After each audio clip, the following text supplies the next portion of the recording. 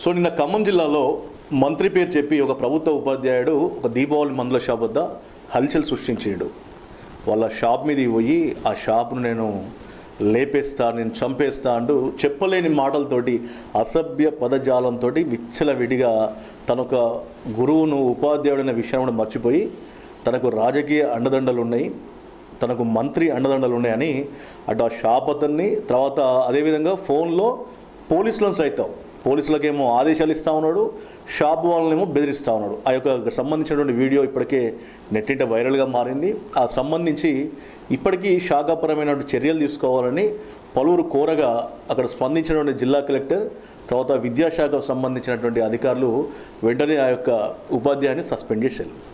అయితే ఇక్కడ మనం ముఖ్యంగా చూడాల్సింది ప్రభుత్వ ఉపాధ్యాయులు వాళ్ళు చేసే పనిని పక్కన పెట్టి కొంతమంది ప్రైవేట్ దందాలు చేస్తూ ఉన్నారు.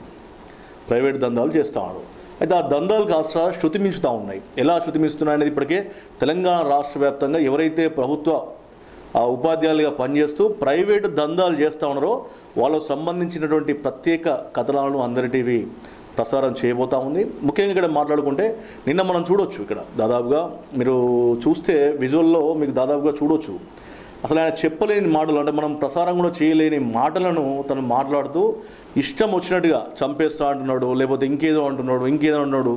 దాదాపుగా నిన్నంతా కూడా ఇదే హాట్ టాపిక్గా మారింది.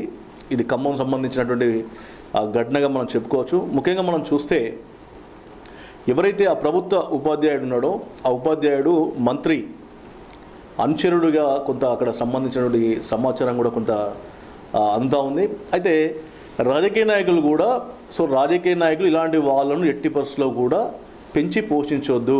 ఎందుకంటే బహిరంగంగా ఒక పోలీసులకు ఆదేశాలు జారీ చేస్తాడంటే తను ఏ విధంగా మరి ఎంతటి పలుకుబడి ఉన్నది అనేది తను చూపించుకోవడానికి చేస్తున్న ప్రయత్నంగా మనం చెప్పుకోవచ్చు.